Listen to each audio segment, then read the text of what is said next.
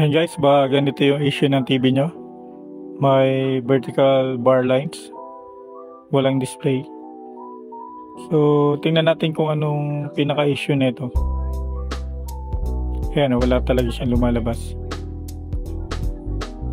And so ang model nito ay Hisense 32A4GS at nakasil pa siya.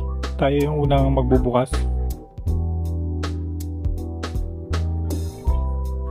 Ayan, so nakabukas na yun guys. Nilinis natin yung LVDS nyan. Ginamitan natin alcohol. Tapos pati yung connector niya ay may corrosion din. So siguro din muna natin na hindi ito yung problema nyan. Tapos saka tayo mag-move on dun sa next step kung walang mangyayari dito. So make sure na tama yung ginagawa natin. Ayan, so testingin muna natin kung magkakaroon ng display. Power on. Ayan, tagal mag-power. Hirap pindutin. Ayan.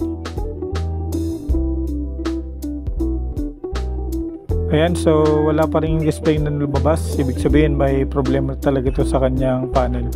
So tingnan natin uli guys kung anong issue nito. Sukatan natin ang mga voltage. At make sure na wala ring basag yung kanyang LCD.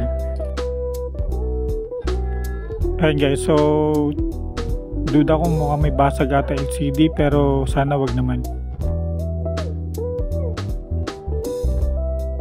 Ito na yung result nung ginawa ko. Ayan, so nagkat ako dyan sa left side.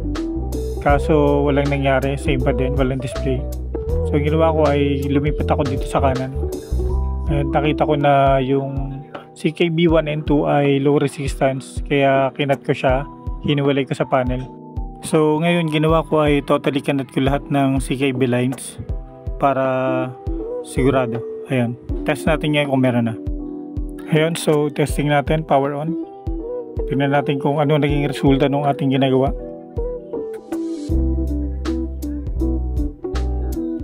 Ayan, so ang hirap pindutin na kanya switch.